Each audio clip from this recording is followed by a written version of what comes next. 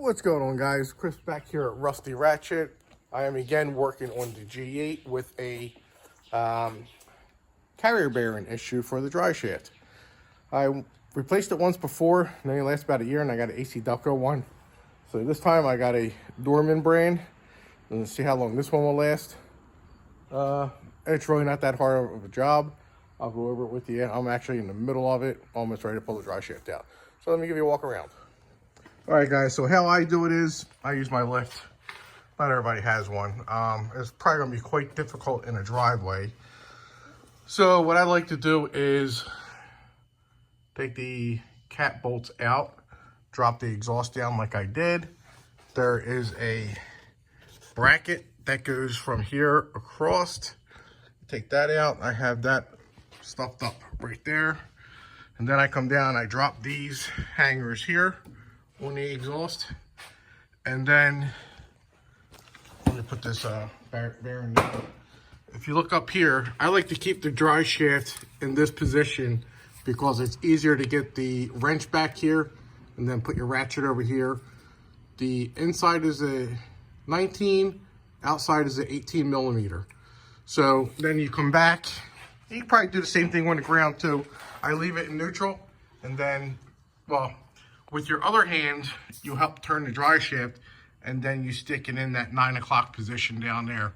And for this side here, I leave it right here at the 6 o'clock position. So it's real easy to do. The only thing I got left, I gotta take the carrier bearing bolts off, and then you just get a little pry bar and go in here and pop these out. So you can see, let me get this up in there so you can see it. So you can see it's ripped. So it's got all that play. So you get all that knocking, all that crap. It's really annoying. Can't launch the car. So, and I did forget to put the heat shield in up here. So I am going to put that back in. That is over here for when I put the motor and the trans in. I actually forgot. That is right there. So hey, don't worry about that. Just pretend you didn't see all that crap. So then after I put the dry shaft in, I'll put that heat shield back up. After I put the dry shaft back in, I'll put the heat shield back up. It's going to take me a little bit of time to make some room over in that monstrosity over there. I got a bunch of stuff. So let me pop this out, and I'll be right back. All right, guys, so I got the dry shaft out. Make sure you mark it so you can put it back in the same place. You see the yellow dots. And that one looks like it was a little off. I'm gonna had it off a little bit. That's matched up there. Yeah, just the angles. But this is a new one. This only lasted about, I don't know, 20,000, 30,000 miles. It just ripped the shit, and that's an AC Delco. So I'm gonna put a Dorman in and see how long that one will last. So we'll go from there. But you know, they got markings from all the way in the back that go all the way up to the front. So, all right, let me pull this apart and take it apart. All right, guys, so I got the dry shaft separated. So in order to get this old carrier bearing off, you have to take this dust shield off, which I use the air gun, a lot quicker and easier. A lot of guys that don't have this stuff, you can use a hammer and chisel. Make sure you put it in a vise to hold it steady, or have someone that has steady hands to hold it for you while you chisel that off. So this here, you're going to have to reuse this. That's the old clamp, unless you buy a new one, which I didn't last time. So that's why that yellow mark was off a little bit, because I reused that. So after you get that dust cap off, there's a circlip in there. You have to get that out, and I'll show you how to do that after I get this off. And here's all the new stuff. Here's the new rubber seal that goes right here, the dust cap, and then here's the new circlip that it gives you. So then you just pop that in, and then it's fun getting that carrier bearing back on there. So let me get to work. All right, guys, so I said I had to clean that mess up back there. Yeah, I'm not going to do that right now. So I'm going to use the workbench here, the Mickey Thompson workbench. So I am going to get my air chisel. And I'm just going to hit the shield right here, and I'll just spin it and knock it off, and then I'll get the circlip, and then I'll probably have to get the air chisel back here and knock that bearing right out. So you're gonna come along for the ride now.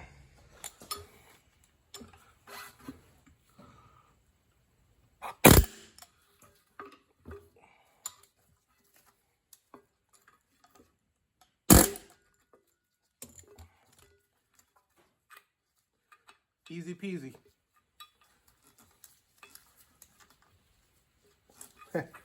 Except this part. Air hammer fill.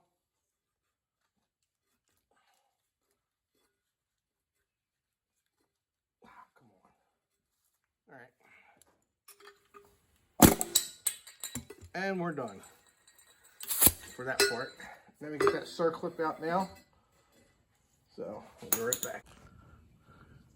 All right, guys. So these are my circlip removers, or whatever you want to call them. For this case, you want to make sure they're in like that, so when you squeeze it, it separates it and you pull it out a lot easier. Let me see if I can get this to show you. I don't know if you can actually see, but got it in there. You squeeze. Nope, part of it's out.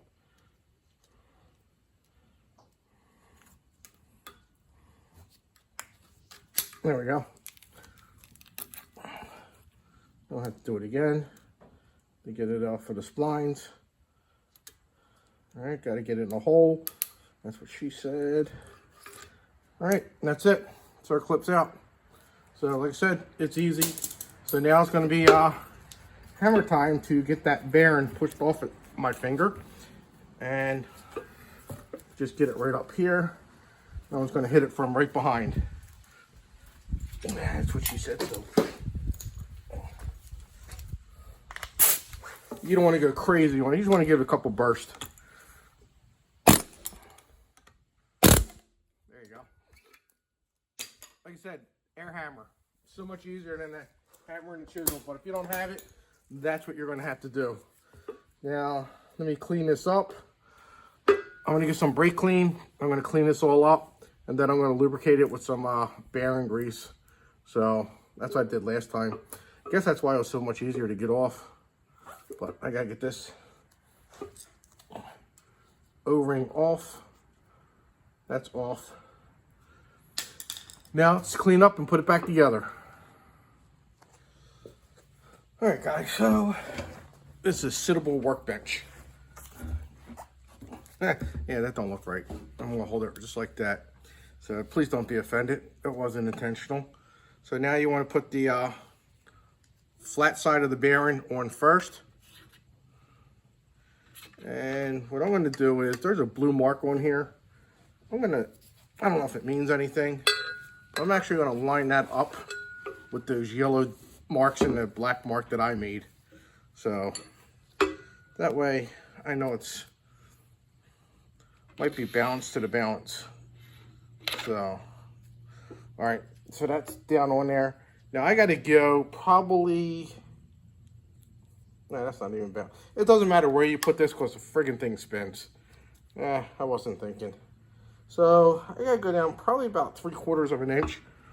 Now I don't have a socket long enough for that, so best thing to do is get the 3/8 drive, put it right on the inner side of the bearing, and gently tap all the way around. So let me get my leg up. So I'm gonna hold it like this. I'm gonna gently tap. Now you can do this any way you want. This is the way I decided to do it right now because I don't feel like an hour of cleaning than an hour of putting stuff back. So, like I said, just gently tap all the way around.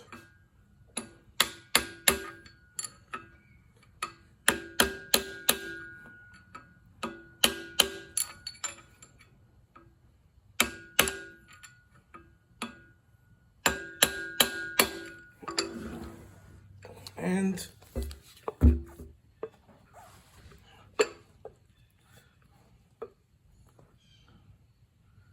I think 1 or 2 more taps all the way around and it'll be set.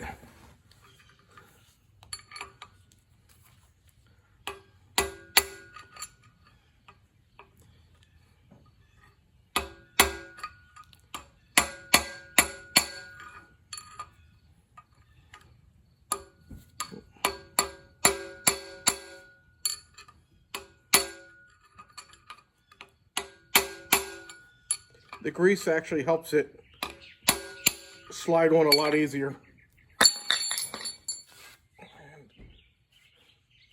And as you can see, that's seated all the way in there. So, all the way around. Yep.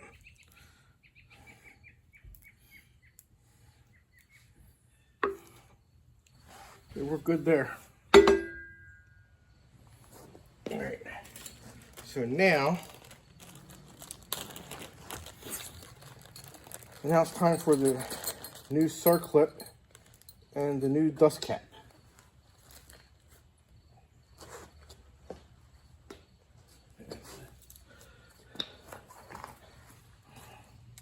And you can see in here where the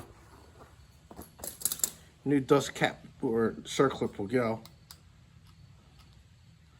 There's a lip. Yep. So that's when you know you got it all the way in, when that lip is visible, which I got my pick. I can't really see because I got grease in it, so I got the pick, and I just went all the way around the edges with it. So we're good there. So then let me put this sucker in there. Like I said, whoop, too far up, buddy. Right there, spread it open.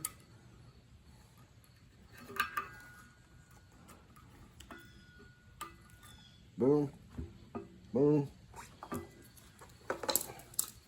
Now what I'm gonna do, I'm gonna get my screwdriver, and I can see that it's in, but I want to make sure that back side is in. I'm just gonna give it a little tap.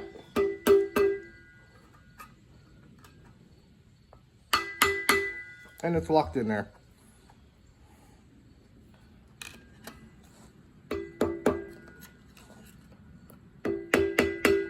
I'd like to make sure it's definitely in there though. So, and it looks like it. Alright, so I got my black O-ring, which is going to go on after this. And we're just going to slide this down, I think.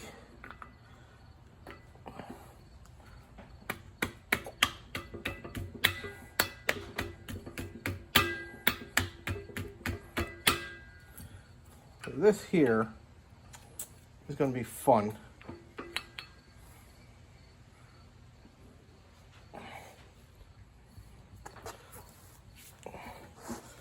All right, guys, to make this easier, I want to get a socket that would fit over top of this. So you gently pop it on there for a little bit.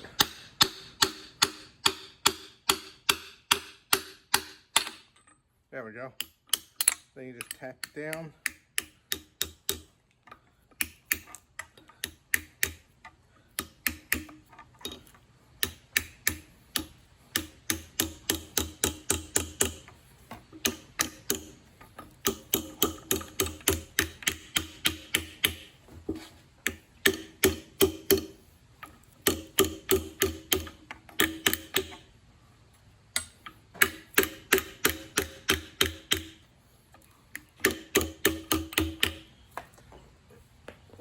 I believe that's done.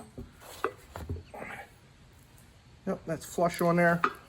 Bearing still spins nice and free. That's on there. I still got to put the little rubber seal on there. And then I just got to put it back together. And that little rubber seal is in this tire. Got it. All right, so that's on there. Get a little grease, put around here also. And then let's put the boot goes on.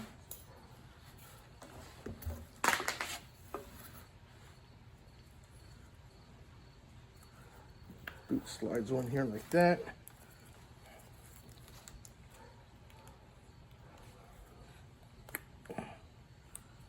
go.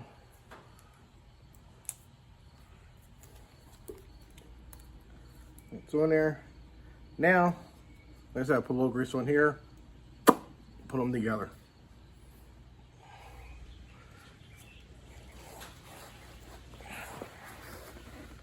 Alright guys, I have my head's cut off. You know, it happens. So I got the yellow dot here, yellow dot here, yellow dot there, and miraculously the blue dot automatically shows up. So, and I got my black line and the yellow dot here. So now it's just trying to get this to go back on. I'll make sure I got everything. I need that.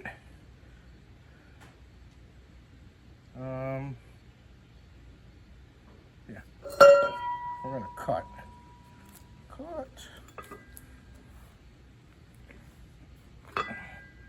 Put this on backwards. The wide part's got to go up for the band. So it's good that I caught that. Yep, that's good. Very good. And that goes on there like that. So now we can go and get this lined up. I am off a tooth. That's it right there.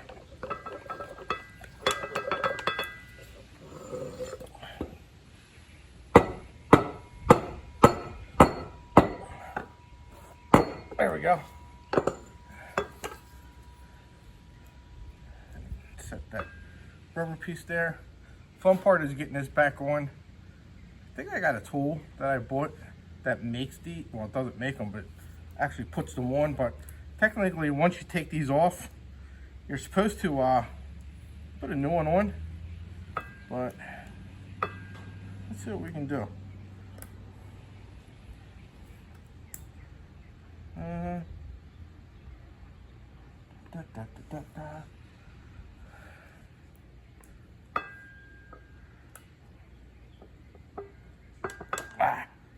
Almost. It's going to be time to stab myself. Probably in the finger. I don't know.